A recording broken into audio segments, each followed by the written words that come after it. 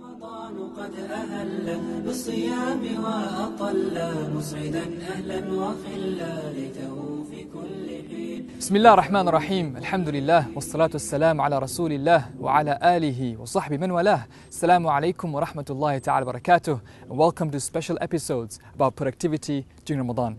My name is Hamad Faris. I'm the founder of ProductiveRamadan.com and ProductiveRamadan.com, and I'm here to share with you some tips, ideas, techniques on how you can stay productive during the holy month of Ramadan. A lot of people complain about productivity in Ramadan. They think it's so hard. Fasting the long hours, it's so hard to focus at work, it's so hard to balance with so many things, family, work, home, iftar, taraweeh, suhoor, and it becomes really very difficult. And they blame the month. They blame Ramadan. They say, oh, Ramadan, oh no, I can't focus, I can't do my work, I can't study. And to be honest, I'm here to tell you, it's not the month to blame. We are to blame. Ramadan is not the month of unproductivity. Ramadan is not the month of laziness. Ramadan is not the month of sleep. Ramadan is the month of action. Ramadan is the season for the believers, the Sahaba and the companions is to rush forward for this work, for the Ramadan. You might say, brother, come on. We live in a different world. There's so many things going on. We're traveling, we have got studies, we got work. You know, we can't compare us to the time when things were simple and easy. I'm here to tell you that no, yes, you can be productive. Yes, you can take action. Yes, it's not too hard. All you have to do is follow some simple steps, simple ideas, and you need to want to be productive in Ramadan. You need to have the intention that this Ramadan will be the most productive one ever. You need to build that intention with you. You know the feeling you get at the end of Ramadan when you look back and think to yourself, man, that Ramadan went by, I didn't do anything. You know how you feel guilty and how you feel annoyed to yourself, and you promise yourself it will never happen again next Ramadan, and then next Ramadan comes and the same thing happens? It's time to get rid of that feeling. It's time to really start just being proactive in Ramadan. Don't let almost like Ramadan pass by you passively. You need to be actively planning and actively being productive during this holy month. So inshallah, in these shows, we'll just share some ideas, some tips, and you can apply them and let us know if it works or not, because we're here to learn as well from you. Now, if you come to the point about why is it so hard to be productive in Ramadan, normally the answers we get is, number one, lack of focus. You know, you're fasting long hours, it's, you know, there's no food in your stomach and you're feeling really hungry, you think it's so hard for me to focus. That's the first one. Secondly is the balance, because our schedules go upside down in Ramadan, right? We have iftar, then taraweeh, then suhoor, then waking up early, then, you know, we have to keep up with our daily life in terms of work, in terms of family, in terms of studies. So things go upside down in Ramadan, and just that extra action, extra bit that comes in our life almost puts us off completely, as if we didn't expect it to come. So just by that, these are the main two challenges: lack of focus and lack of balance. And the third is also lack of energy. And because we're not managing our energy levels, we fast for long hours and then we stuff ourselves in iftar, so then our energy levels just go haywire. Our nutrition is all over the place. Our sleep patterns is all over the place. So our energy levels just completely go haywire. And if you have lack of focus and you have lack of energy and then lack of balance, how can we have a productive Ramadan? So really, if we want to talk about productivity, we'll talk about these three things. How can we stay focused? How can we manage our energy? And how can we stay balanced in the different areas of our life? And if you want to know the really, really sad effect of being unproductive in Ramadan, you'd realize it's really what happens to us is we don't develop ourselves spiritually. Ramadan is a school. We hear about it. So you're supposed to change Ramadan, you're supposed to improve yourself, you're supposed to grow, you're supposed to become better after Ramadan. But we don't benefit from it because of lack of focus, lack of energy, and lack of balance in our lives. So how can we tackle these things? How can we really become focused in every area? And I want you to think how this applies to your personal life. You could be a mother at home with children and with your husband and so many things to prepare for Ramadan and iftar gatherings at home. Think about how this applies to you. You could be a student at home and you have university studies, you've got lectures, you've got things to finish. You could be a professional worker with a professional career track, and you're thinking, I'm getting worried because Ramadan is coming and I'm in Ramadan, and you know, my colleagues are seeing my sort of, you know, work go down. So think about how this applies to you personally, and then see how we can put it literally in action. the first thing we need to realize is that Ramadan needs planning. It needs preparing for. It's not something you stumble upon and hope to just survive. We fall into this trap of always surviving Ramadan, just trying to get by Ramadan. But really, how many Ramadans do we face in our life? We face 20, 30, 40, 50 Ramadans in our lifetime. It's not a lot, is it? And if we just let them just survive this month, it will come back and haunt us. This Ramadan is the season of good deeds. It's the time we need to rush and do as much as you can. At the same time, also be balanced in every area of your life. So how can you do this? This is what we're going to talk about in this show, inshallah. So enough theory, enough definitions, enough sort of talking about challenges. Let's get into action. Let's get into how we can be very productive in Ramadan, inshallah. The first thing, as I said to you before, that the problem we face for Ramadan is we don't plan for it. Now you might say, well, we're already in Ramadan. How can we plan for Ramadan? It's already here. The way we plan for it is, first of all, starts with the intention. What do you want to achieve out of this Ramadan? And by the way, productivity, from an Islamic definition, doesn't start with action. People think productivity is about, being active, being busy all the time. That's not productivity in Islam. Productivity starts with intention. Because with your intention, you can reach the levels of the martyrs. So start with productivity. Start with the intention. Start with the intention that what you want to achieve in this Ramadan. What do you want to, what sort of outcome you're looking for to achieve in this Ramadan? From different areas of your life, whether it's from your home life, whether it's from your work life, or whether more importantly, from your spiritual life and from being closer to Allah subhanahu wa ta'ala. So starting with the intention, that's the key to beginning the plan for Ramadan. Now the next step is to understand your schedule, understand yourself.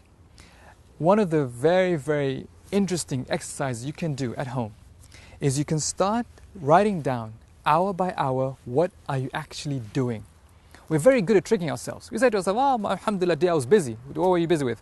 Oh, I was doing some study. How many hours did you actually study? If you look back, you might think it's 5 hours, but actually probably did 30 minutes. The rest was just looking around and messing about. And this is a very, very common trait. We think that we're spending a lot of time doing something, but actually we're not doing enough time anything. We really are so distracted all the time that we're not doing anything. So you need to know your time. Know exactly where your time is doing. So to start off with, I want you to start with an experiment, a very, very simple experiment. Just pen and paper, write down hour by hour, what exactly are you doing? Maybe even better, get someone else to do it for you. Maybe your spouse, maybe your children, maybe your colleague at work. Someone just write down hour by hour, what exactly are you doing? And there are actually many, many websites called time tracking websites, which you can go to and actually helps you do them. There's a couple of softwares I can recommend called Rescue Time or Toggle.com, and there's so many of these. But just try it, hour by hour, what exactly are you doing? And when you look at that, after 2-3 days, you'll be shocked at the results. You'll be like, no way. I didn't just spend all that time just doing nothing. Really, you'll be shocked. And when you think about that, this time you're actually wasting in Ramadan, it will really hit you very, very hard. But the problem of us not being unproductive in Ramadan is not because, we have no time, it's so busy, so many things are happening. It's because we don't value our time enough. We don't really spend our time as good as we should. So really record your time. Just do it for 1 day or 2 days. And look at it, how exactly is a typical day in Ramadan. Once you have your schedule, the next step now is say, okay, what is the things that I can take out? Things maybe that you don't need to do during Ramadan. So many things we keep doing things in Ramadan which we can postpone to after Ramadan. Say, okay, this part, maybe this is not important. Maybe this activity can wait. Maybe this part, let's say I used to meet with my friends and have coffee after Maghrib till Isha at somewhere. Maybe this activity maybe can wait. Instead of that time, I'll use it for reading Quran, for example. So you need to look at the time and say, which activity is really not adding value to my Ramadan? Which activity is really making me unproductive in Ramadan? So you need to look at those time. And then, that's the first thing. So take out things which you don't need or things which you can actually postpone till after Ramadan. The second thing is to say, okay, how can I maximize the most number of sort of time for this particular, let's say for example, I want to read Quran, right? Normally say, I can't find time reading Quran. Well, how can you, within your schedule, now that you've tracked your time, so which part of the day I seem to have a big chunk of time which I can fit in to just read Quran continuously with no distractions. So maybe it's early in the morning, maybe between suhoor and fajr, maybe it's after iftar till taraweeh. So start thinking about these things. So remove distractions, that's the first step. And secondly, build in activities that make you more productive, that actually enhance your Ramadan and makes a much more fulfilling and productive Ramadan. So now that you've understood your time and you've removed distractions and you've put in activities which will make it more productive, the next step is to also start looking at your body and your mind and say, when is it that I am most focused? When is it that I have the most energy, I have the most focus? Because remember what I said to you about productivity is about focus and energy. So when is it that I'm most focused? You might say, well, I'm most focused when I am early in the morning, right? I just had suhoor and I have a lot of focus and I have a lot of energy at that time. Brilliant. That's the time when you start filling in with all sorts of really very, very important tasks. Even if they're work related. You might think, well, it's 4 a.m. How can I do my work at 4 a.m.? Trust me, if you're focused and you're alert at that time, build in your time, build in those important tasks, even at work tasks or community tasks or any important task, build them in at the time you're most productive. How does it feel when you go to work at 9 a.m. and say, I've done my work, it's done, it's ready, right? It feels good. You've done your work early in the morning and people cannot say, it's Ramadan, you're unproductive. You think, wow, you guys are really productive. You're fasting and you've got the work done by 9 a.m. That's amazing. So you don't have to say, oh, I have to wait till 9 a.m. and do my work. You can actually build in very, very early. And by the way, remember the hadith of Muhammad who said, oh Allah, bless my ummah in its early hours. Prophet Muhammad made dua about those special early hours between the suhoor until after Fajr till Shuruq. These are the blessed hours. And so many people can actually say that they do so much work in those early hours. So fit in very important tasks you want to achieve. Whether they're important family tasks, whether they're important work tasks, or the important community tasks, anything that will make you feel much more productive, just by doing them those first few early hours in the morning, you'll just feel so productive and so you have achieved so much that the rest of the day become much more productive, inshallah ta'ala. So very, very important, know your time, remove distractions, build in large chunks of time of activities that matter, and try to fit those tasks in times when you are yourself at your highest energy level and your highest focus level, inshallah ta'ala. We'll take a short break. We'll come to you after the break, inshallah. Jazakumullah khair.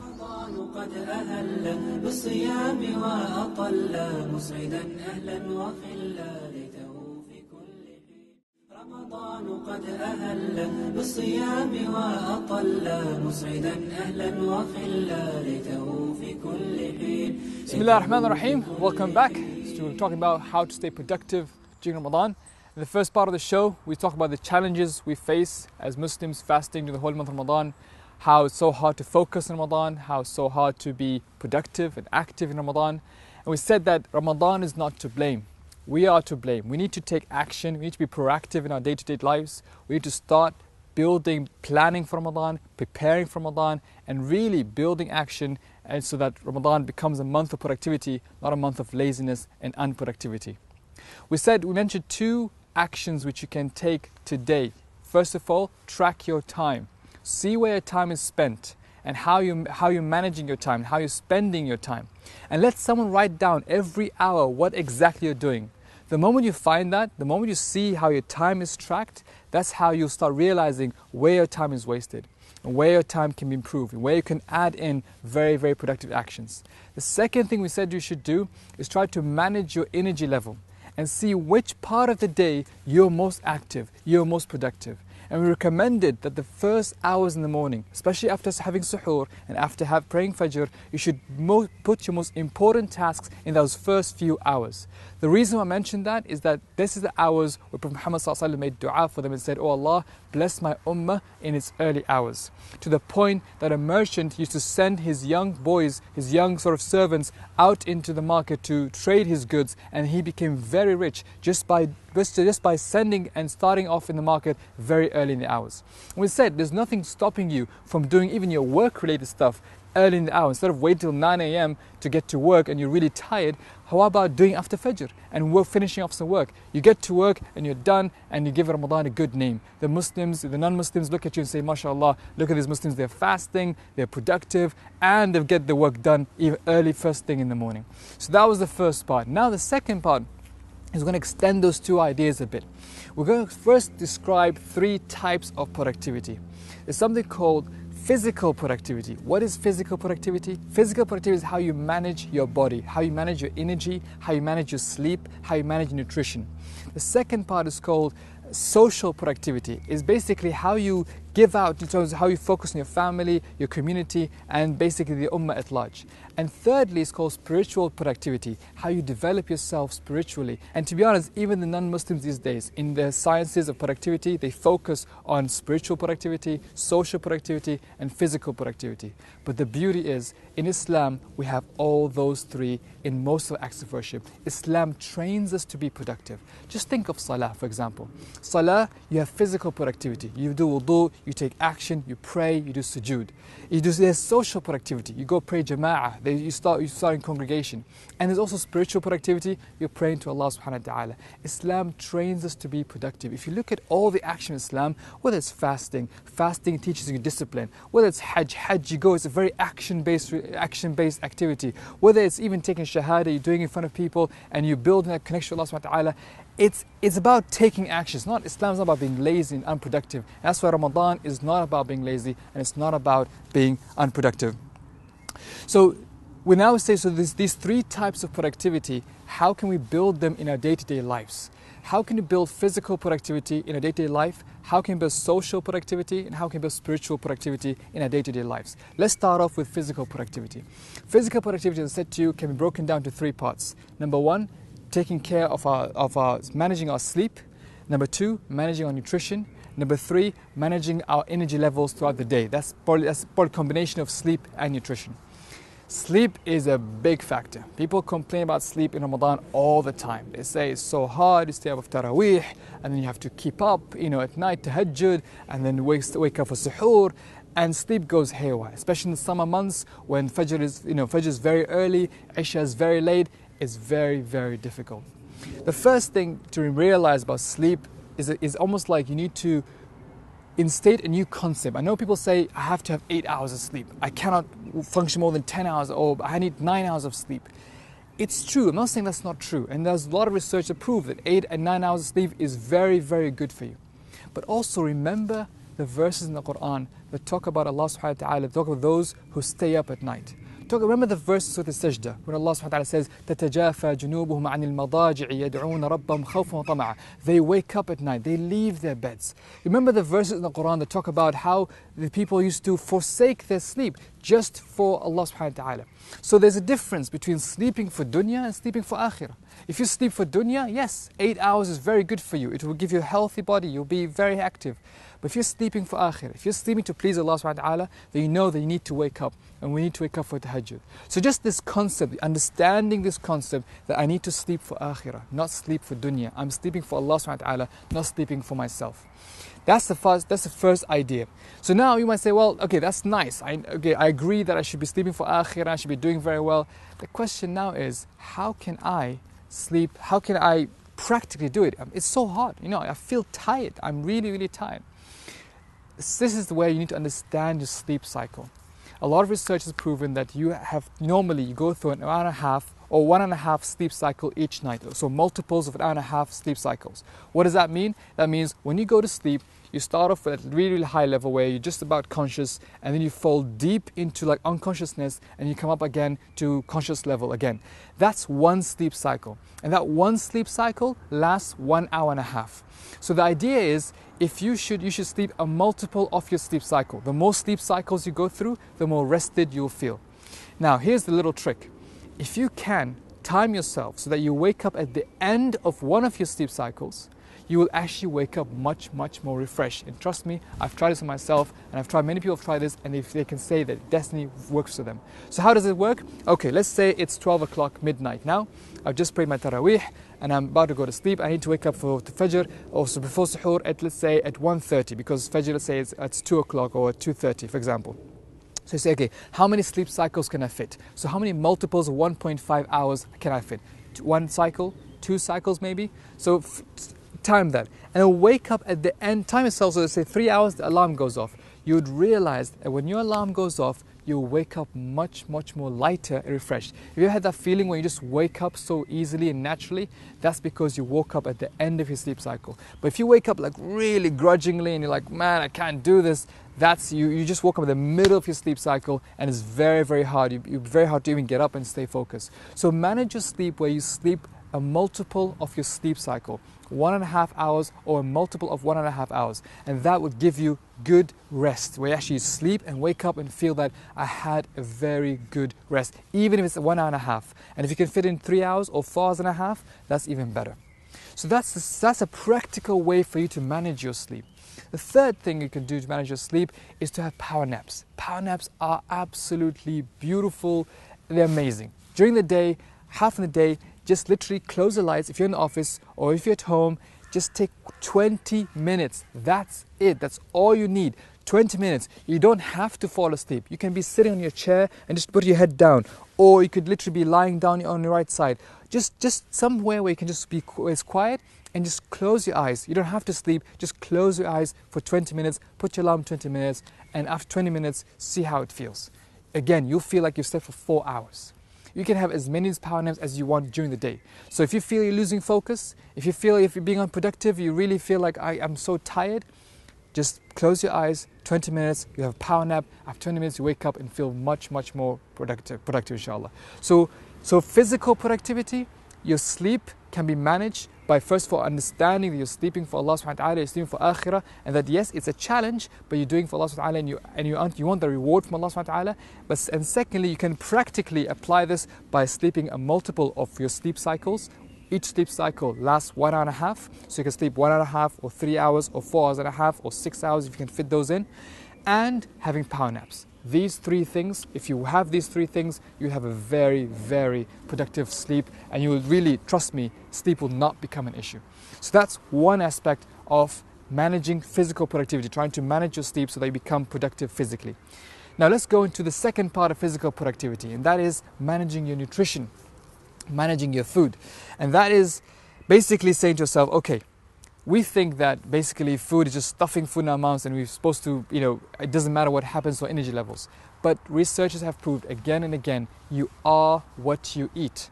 If you feel sometimes we have too much sugar or so much food that gives us, just sugar rushes and just feel active, then we feel like a crash, that we can't focus. So you really have to be very conscious of the food that you eat. The excellent book that I can recommend for this stuff is called The Way We Are Working Is Not Working. And there it recommends you having a certain amount of foods, low energy carbs, food that can last you for hours. Also be very careful about having high protein in your food, away from fats, away from sugar, all the health stuff you probably already heard many times. I don't need to lecture you about it again. So really look into your food, look into your diet and say, which food can actually help me last longer? The thing about suhoor, there are many, we have a lot of resources on our website, ProductiveRamadan.com, which talk about the food you should eat at suhoor, the food you should eat at iftar, and the food you should eat even between iftar and suhoor to make sure that the next day you're not feeling like, my energy is so low, I can't focus, I can't work. So managing your sleep and managing your nutrition, these two aspects will give you physical productivity because that helps you manage your energy. Your energy levels, you need to maintain your energy level. That's how you stay productive. If you let your sleep go haywire, if you let your food go haywire, you will not be able to stay productive. That is a guarantee. Our bodies have rights upon us. Our bodies have also, there are machines. If we feed the machines and treat the machines the way they should be treated, they'll work fine. Even in Ramadan, fasting should not be an impossible task for anybody of us. Fasting should be a very easy task for all of us if we know how to manage this machine.